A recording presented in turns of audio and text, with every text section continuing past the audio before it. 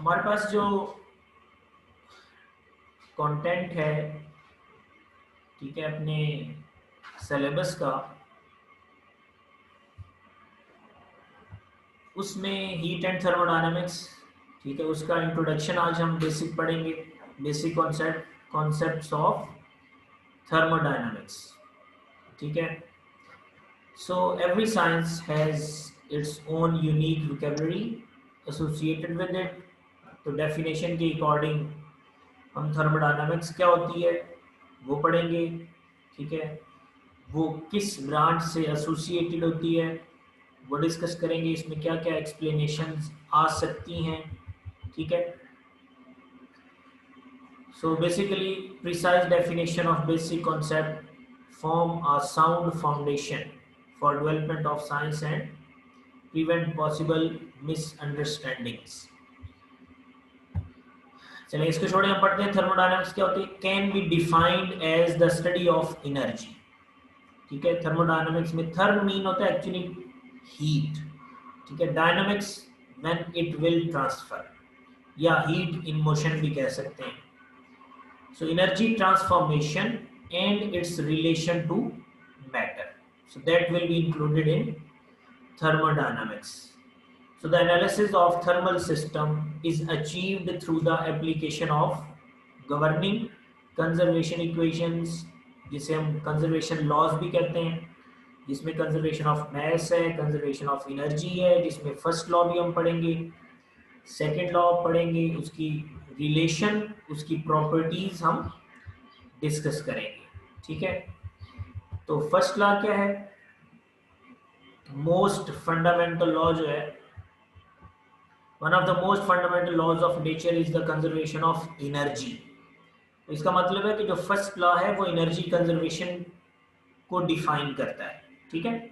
और इसका एनर्जी के साथ इंटरेक्शन क्या है और वो कैसे एक फॉर्म से दूसरी फॉर्म में चेंज होती है।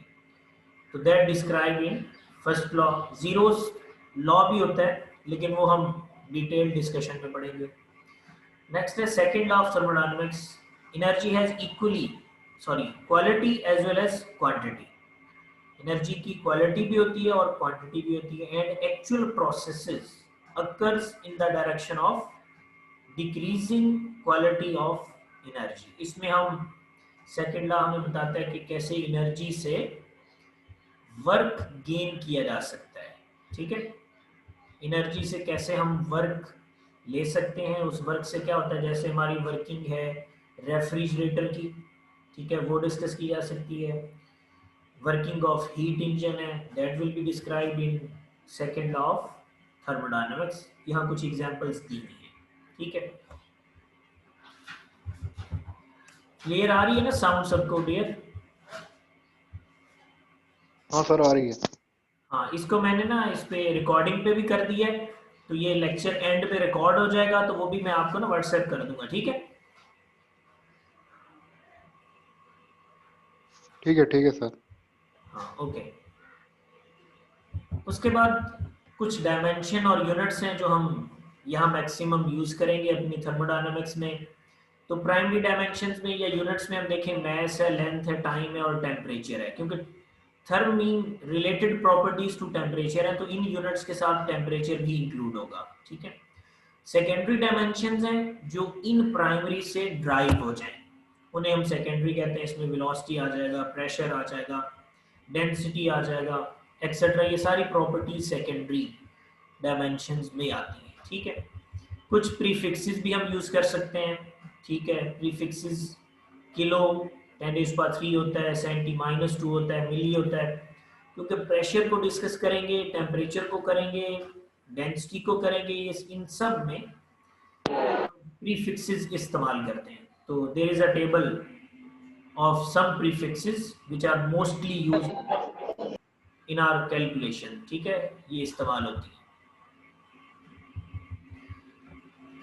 उसके बाद कुछ कन्वर्जन हैं, उसके बाद हम कन्वर्जन को छोड़े हम पढ़ते हैं क्लोज्ड एंड ओपन सिस्टम, ठीक है। यहाँ से हमारी बेसिक स्टडी स्टार्ट होती है थर्मोडायनामिक्स की।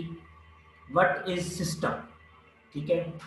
तो बेसिकली हर वो चीज, anything which is under observation, ठीक है, जो चीज हमारी अंडर ऑब्जर्वेशन होगी that is known as system. हम किसी लैब में कोई प्रैक्टिकल परफॉर्म कर रहे हैं तो लैब इज आवर सिस्टम, ठीक है, तो उसको हम सिस्टम कहते हैं। सराउंडिंग क्या होती है, वो चीज जो अदर देन सिस्टम होगी that will named as surrounding, ठीक है। तो okay sir. by definition a system is defined as quantity of matter or a region in space chosen for study, ठीक है। तो सिंपल वर्ड्स में एनीथिंग अंडर ऑब्जर्वेशन सिस्टम आ जाएगा। The mass or region outside the system is called surrounding, ये भी by surrounding. definition आप कर सकते हैं। कोई सिंपल सी एग्जांपल दे सकते हैं, बाउंड्री द रियल और imaginary surface that separate the system from its surrounding. अब कुछ प्रैक्टिकल्स हमारे ऐसे होते हैं जो विद इन क्लोज सिस्टम होते हैं, ठीक है, तो उसके लिए ठीक है। बाउंड्री रियल होती है। अब कुछ के लिए इमेजिनरी होती है। इमेजिनरी जैसे आप कह सकते हैं कि आप एक सिंपल पेंडुलम पे वर्क कर रहे हैं या हीट इंजन पे वर्क कर रहे हैं, तो उसके लिए आप एनवायरनमेंट के साथ जो बाउंड्री लेते हैं that will be an imaginary boundary, ठीक है। ठीक है। The boundaries of a system can be fixed or movable according to situation. Move भी कर सकती हैं। Mathematically, the boundary has zero thickness, no mass, no volume, no dimension. ठीक हो गया। Okay sir. क्लोज सिस्टम और कंट्रोल मैस क्या होता है? क्लोज सिस्टम वो होता है जिसपे कोई एक्सटर्नल फेनामेना एक्ट ना कर रहा हो, ठीक है। फोर्स भी हो सकती है, कोई एक्सटर्नल एनर्जी भी हो सकती है, कोई एक्सटर्नल वर्क भी हो सकता है।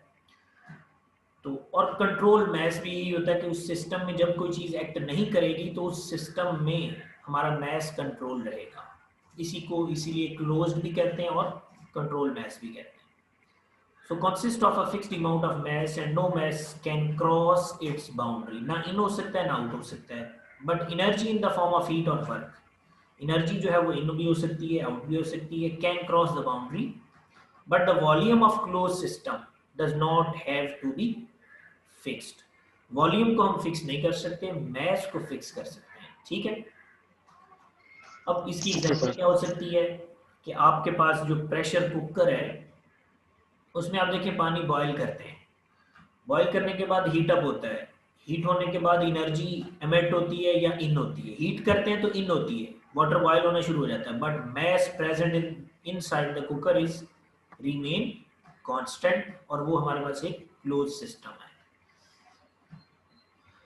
ठीक हो गया, clear boys? Yes sir.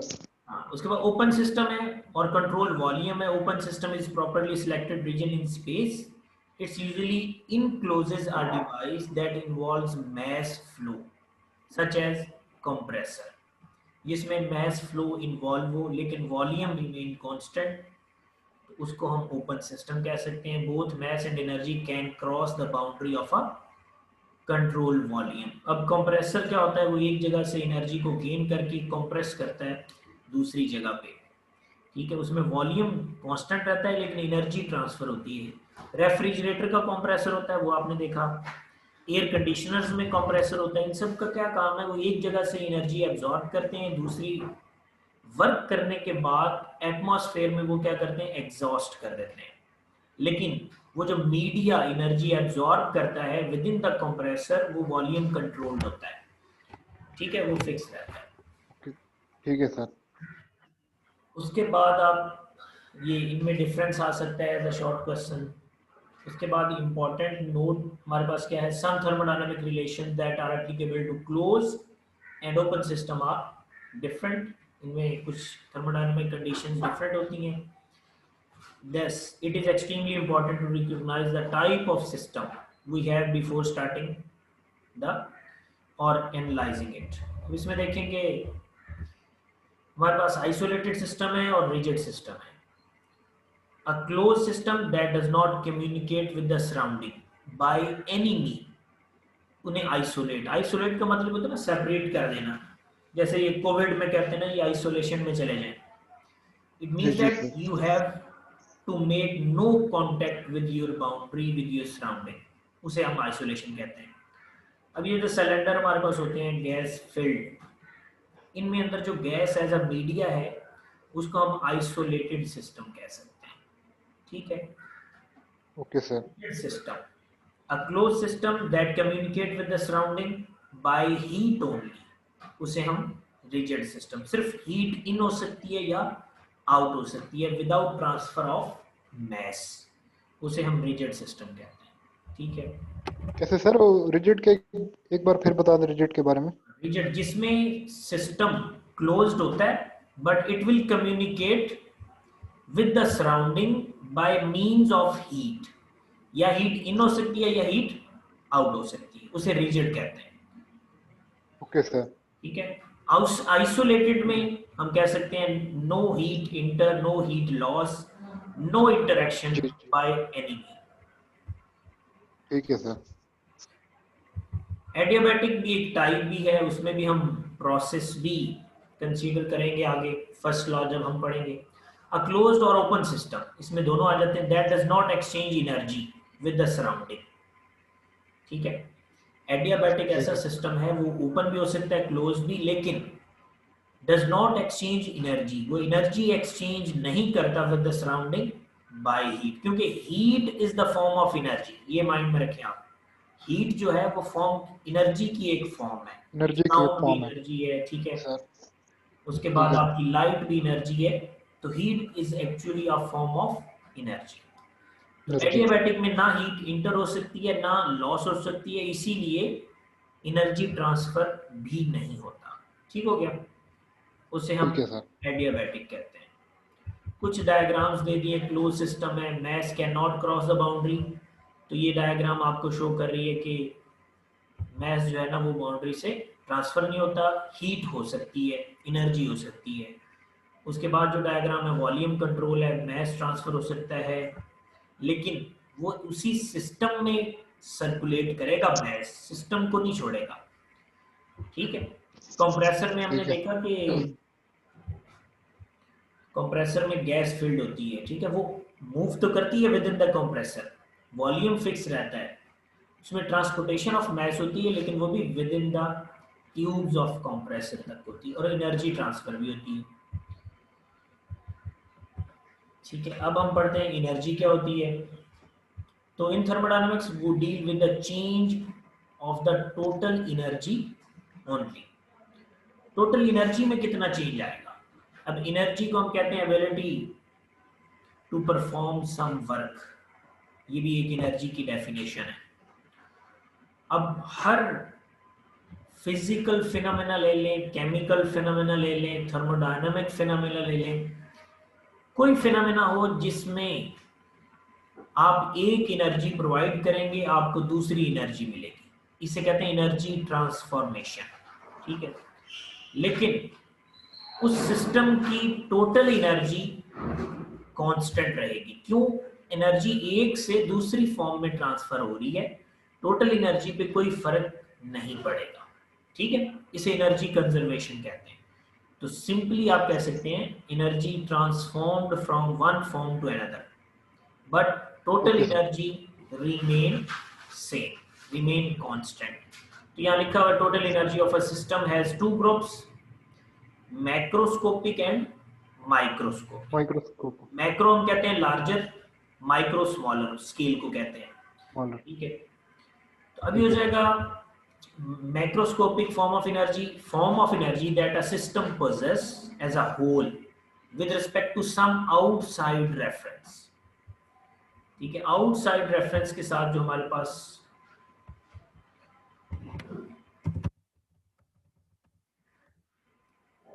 Hello. जी आउटसाइड रेफरेंस के अकॉर्डिंग जो एनर्जी कंजर्वेशन, एनर्जी चेंजेस होंगी, उन्हें मैक्रोस्कोपिक स्कोपिक लेवल तक देखा जाएगा, जिसमें काइनेटिक और पोटेंशियल एनर्जी है, ठीक है।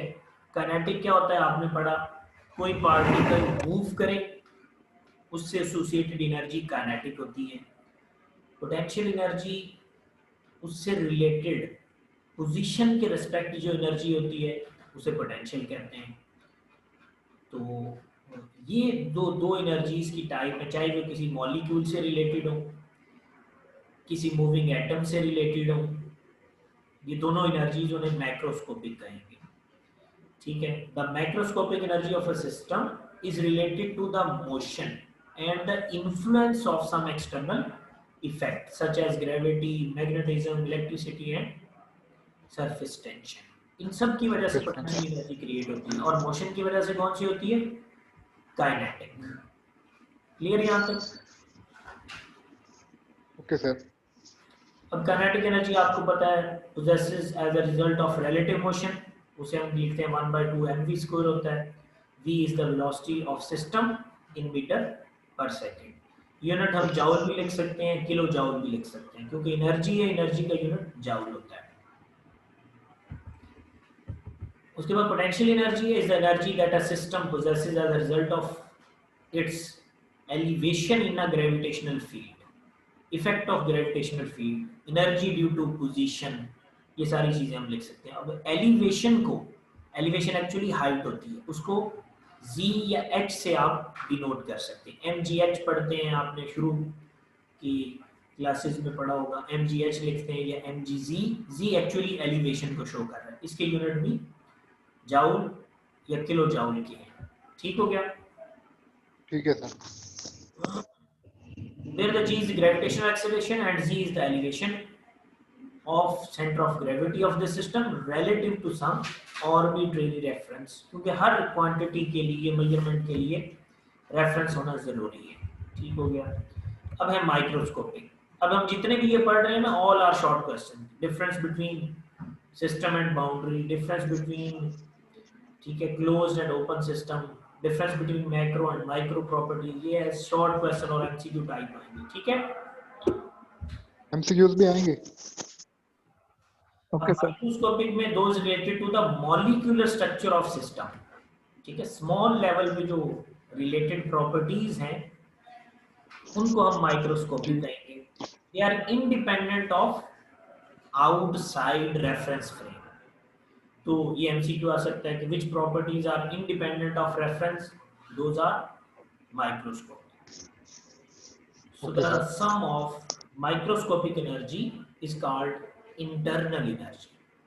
तो किसी भी एटम के साथ, मॉलिक्यूल के साथ एसोसिएटेड एनर्जी जो इंटरनली हो, जो उसकी सिर्फ माइक्रो लेवल की स्टडी से रिलेट करे, उन्हें हम इंटरनल एनर्जी कहते हैं। और actually internal energy total energy होती है, ठीक है, जिसमें हम सम कर लेते हैं। इंटरनल एनर्जी को U से रिप्रेजेंट किया है, उसमें काइनेटिक और पोटेंशियल दोनों ऐड अप हो जाते हैं। अब total energy of a system consist of kinetic, potential and internal energies. अब माइक्रोस्कोपिक कौन सी है? इंटरनल। टोटल एनर्जी सिस्टम की क्या बनेगी? Macro plus micro. मैक्रो कौन सी है? काइनेटिक, पोटेंशियल, और माइक्रो कौन सी है? Internal energy. इनको ऐड करेंगे, that will define the total energy. अब इसमें फिर इंटरनल एनर्जी की भी आगे कुछ टर्म्स हैं, ठीक है। वो टर्म्स क्या है? where the contribution of magnetic, electric, nuclear energies are neglected, internal energy is related to the molecular structure and the degree of molecular activity, and it may be viewed as the sum of kinetic and potential energies of the molecule itself. अब इसका मतलब ये है, degree of molecular activity क्या होती है? हम कह सकते हैं कि एक कंटेनर में नंबर ऑफ पार्टिकल्स हैं, ठीक है। अब वो number of particles free to move है। अब वो एक्स एक्सिस में जा सकते हैं, वाई में जा सकते हैं, जी में जा सकते हैं। They interact with each other, they interact with the walls of the cylinder, container जिसमें वो है, तो वो फ्री टू मूव है। उसे हम डिग्री ऑफ मॉलिक्यूलर एक्टिविटी कहते हैं। तो हम इस टाइप की एनर्जी को भी इंटरनल एनर्जी या यू में इंक्लूड करते हैं। अब देखें, some of translational, vibrational and rotational energies of molecule is the kinetic energy of molecule, and it is also called sensible energy.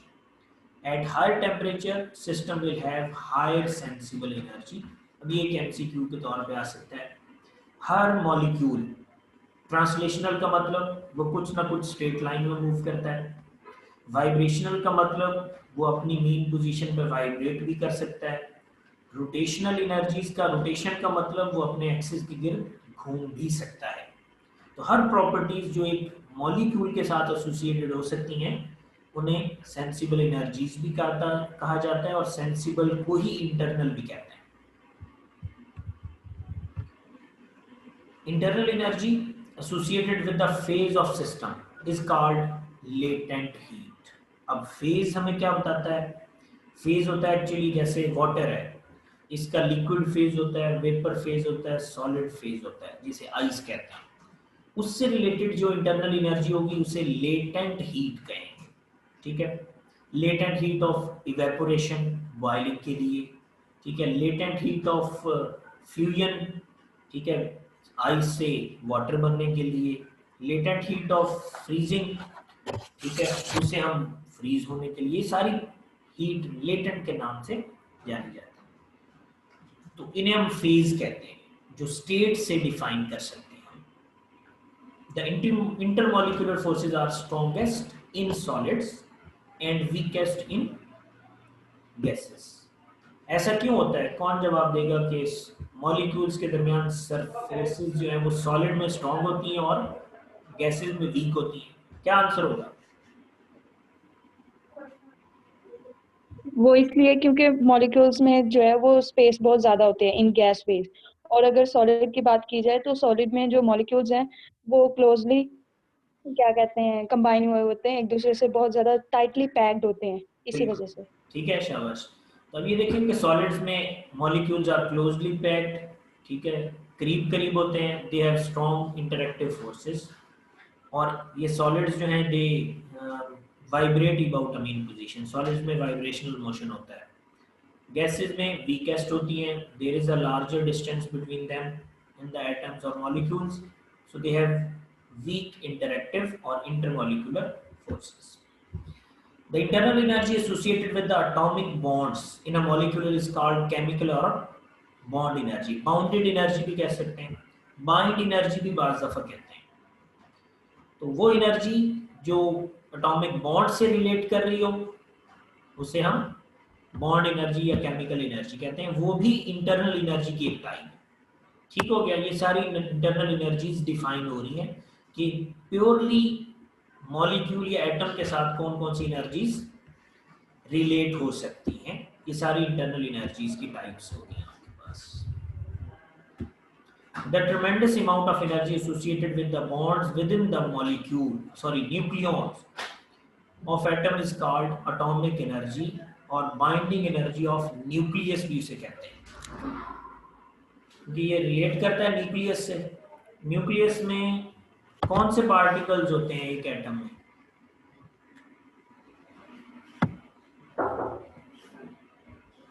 जी, कौन बताएगा? एक एटम के न्यूक्लियस में कौन कौन से पार्टिकल होते हैं? सर एटम में एक तो होता है ऑर्बिट और न्यूक्लियस। न्यूक्लियस में हमारे पास प्रोटॉन और न्यूट्रॉन होते हैं, और जो ऑर्बिट होता है ऑर्बिट में हमारे पास इलेक्ट्रॉन्स होते हैं। ठीक है, ये एक एटम का स्ट्रक्चर है। Electron revolves around the nucleus. In nucleus there are number of protons and neutrons.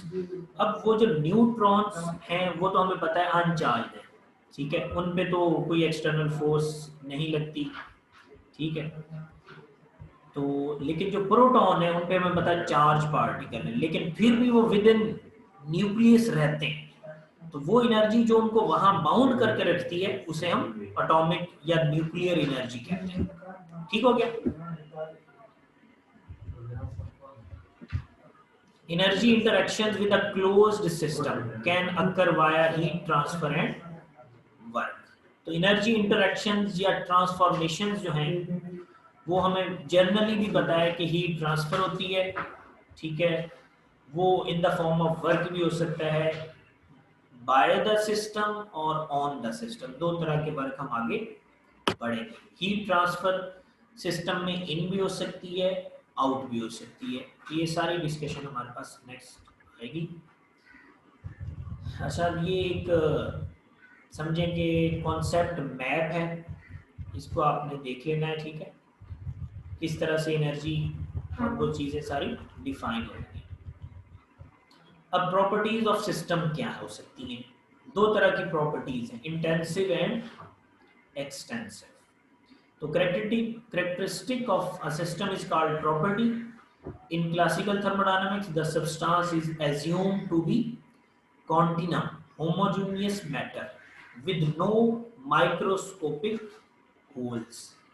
अब एक्चुअली फिजिक्स भी दो तरह की होती है, एक हम क्लासिकल लेते हैं और एक मॉडर्न या क्वांटम लेते हैं. तो क्लासिकल हम कहते हैं ओल्ड फिजिक्स को, ठीक है. मॉडर्न या क्वांटम हम कहते हैं न्यू रिसर्च बेस्ड फिजिक्स को, जिसमें बहुत सारी माइक्रोस्कोपिक प्रॉपर्टीज आएंगी. तो ओल्ड फिजिक्स में जो थर्मोडायनामिक्स की सिस्टम की प्रॉपर्टीज थी, उसमें कहा जाता था कि जो सब्सटेंस हम यूज करते हैं वो टू बी कॉन्टिनम, एक कॉन्टिन्यूस पैटर्न में होती है, होमोजेनियस जिसमें सब प्रॉपर्टीज एक जैसी हो, ठीक है, और उसमें कोई माइक्रोस्कोपिक होल ना हो, उसे क्लासिकल कहते हैं. This assumption hold as long as the volume and length scales are large with respect to intermolecular spacing. मतलब ये assumption उस वक्त hold होती थी जब large volume हो और length scale जो है, या आप कह सकते हैं कि जो हम material consider कर रहे हैं उसके volume wise जो length होगी that will be greater than intermolecular spacing. उन atoms के दरमियान जो space है, क्योंकि वो स्मॉल होती है, उसको हम कंसीडर जब नहीं करेंगे वो क्लासिकल में आ जाएगा, जब कंसीडर करेंगे वो फिर मॉडर्न टाइप में आ जाएगा, ठीक है. तो इंटेंसिव हम देखते हैं are those independent of size, mass of system such as temperature, pressure and density. They are not additive. तो ऐसी प्रॉपर्टीज जो इंडिपेंडेंट ऑफ साइज हो उन्हें हम इंटेंसिव कहते हैं, ठीक है. ये एमसीक्यू में आ सकता है, which of the following is an intensive property, which of the following is an extensive property. तो ये ऑप्शंस आपके सामने हैं. तो जो इंडिपेंडेंट ऑफ साइज हो उनमें टेम्परेचर, प्रेशर एंड डेंसिटी है. टेम्परेचर का साइज से कोई ताल्लुक नहीं है, प्रेशर का भी कोई ताल्लुक नहीं है और डेंसिटी का भी नहीं. डेंसिटी का वॉल्यूम से डायरेक्ट रिलेशन है. Extensive values that are depend on size of the system such as mass, volume and total energy, जिसमें internal भी आ जाएगा. They are additive. अब additive का मतलब है कि they can be added simply and they depend on each other. वो एक दूसरे पे depend कर रही होती है, उसको हम additive word में लेते हैं. ठीक हो गया यहाँ तक? जी sir. Generally, uppercase letters are used to denote extensive properties. Uppercase letters हैं जिन्हें हम capital letters भी कहते हैं, ठीक है. उन्हें हम extensive के लिए शो करते हैं, except mass. Mass जो है वो smaller के लिए इस्तेमाल होता है. तो lower case letters are used for intensive properties, except pressure and temperature, ठीक है. तो इस डिफरेंस को आप जरा बस माइंड में रखेंगे. प्रेशर को कैपिटल P से शो करेंगे, टेम्परेचर को कैपिटल T से करेंगे, मैस को स्मॉल m से करेंगे, वॉल्यूम को भी कैपिटल V से करेंगे. तो ये एक सिंबल है. डेंसिटी हमें पता है, वो तो एक उसका पर्टिकुलर सिंबल है रॉ, जिसे हम पढ़ते हैं, ठीक. अब ये एक टेबल दिया हुआ है, उसमें आप देख लें मैस, वॉल्यूम, टेम्परेचर और प्रेशर दिया हुआ है. एक्सटेंसिव प्रॉपर्टीज हैं जो डिपेंडिंग करती हैं, इंटेंसिव प्रॉपर्टीज हैं जो एक दूसरे पे डिपेंड करती हैं और विद इन द वॉल्यूम लाई कर रही होती हैं. तो इनमें एक डिफरेंस के तौर पे आपने डेफिनेशन और एग्जांपल प्रिपेयर कर लेनी है. अब है स्टेट एंड इक्विलिब्रियम. स्टेट क्या होती है? स्टेट हमें पता है जो डिफाइन करती है करंट प्रेजेंटेशन को किसी भी सिस्टम की, ठीक है. हम कह सकते हैं ना, कोई स्टूडेंट अगर हॉरिजॉन्टली या वर्टिकली स्टैंड है तो हम कह सकते हैं it is a state of rest और मोशन. यू भी डिफाइन होता है, it is a state of vertical position. तो ये वो स्टेट हम कहते हैं जो करंट पोजीशन को डिफाइन करता है किसी भी सिस्टम की. तो at a given state all the properties of a system have fixed values. हर एक फिक्स्ड पोजीशन पर, एक गिवन स्टेट पर सब प्रॉपर्टीज फिक्स होती है. Thus, if the value of even one property change, the state will change to different one. हम कह सकते हैं कि वो जो स्टेट है फिर वो नई स्टेट चली जाएगी, उसको हम कहेंगे न्यू स्टेट में आना। तो जो पहले वाली थी उसे इनिशियल स्टेट कह देंगे, फिर जो कोई एक वैल्यू चेंज होने के बाद न्यू स्टेट बनी उसे फाइनल स्टेट हम कह सकते हैं, ठीक है। तो जो प्योरली स्टेट है, that the state eight which all properties have fixed values, तो उसे हम स्टेट कहते हैं। इक्विलिब्रियम क्या होता है? Equilibrium state, there is no unbalanced potentials और driving forces within the system. Equilibrium पे कोई एक्सटर्नल फोर्स या कोई अनबैलेंस्ड फिनोमेना नहीं होता। वो सिस्टम जो हर तरह से बैलेंस्ड हो उन्हें हम इक्विलिब्रियम में कहते हैं। अब सिंपल सी एग्जांपल लेते हैं। हमें पता है कि चाय जो है ना वो उसका टेम्परेचर हाई होता है। अगर हम उसको सराउंडिंग में रखें तो सराउंडिंग में रखने से क्या होता है कि वो हीट ट्रांसफर होती है सराउंडिंग में, तब तक होती रहती है जब तक दोनों का टेम्परेचर एक जैसा ना हो जाए। जब दोनों का टेम्परेचर एक जैसा हो जाएगा हम कहेंगे they are now in equilibrium with respect to temperature, with respect to each other. तो क्योंकि अब उसमें कोई अनबैलेंस्ड पोटेंशियल नहीं है, हीट ट्रांसफर का कॉन्सेप्ट खत्म हो गया, उससे हम कहेंगे इक्विलिब्रियम स्टेट। क्लियर हो गया?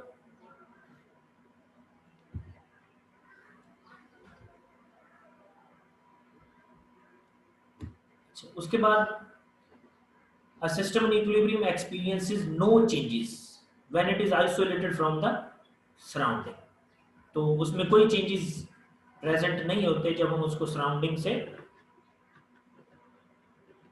सेपरेट कर लें।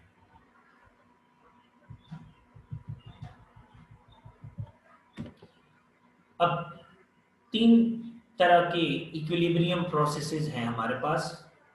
Thermal equilibrium, when temperature is the same throughout the entire system, उसे हम थर्मल इक्विलिब्रियम कहेंगे, ठीक है। और मैकेनिकल इक्विलिब्रियम क्या होता है? When there is no change in pressure at any point of the system, उसे मैकेनिकल इक्विलिब्रियम कहेंगे। जब temperature same, thermal equilibrium, pressure same, mechanical equilibrium। however the pressure may vary within the system, within the system change हो सकता है, external phenomena से उसका कोई ताल्लुक नहीं, उसे mechanical कहेंगे, ठीक है।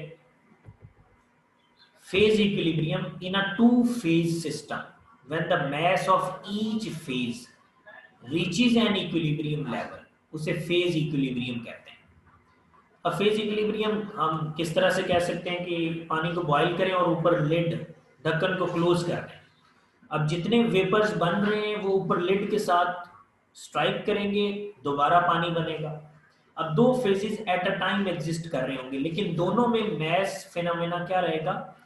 कांस्टेंट रहेगा, उसको हम कहते हैं phase equilibrium. Chemical equilibrium, when the chemical composition of a system does not change with time, no chemical reaction occur, उसे केमिकल इक्विलिब्रियम कहते हैं, ठीक है। ये सारी डेफिनेशंस आपने प्रिपेयर करनी है। क्लियर हो गया यहाँ तक स्टूडेंट्स? Yes sir.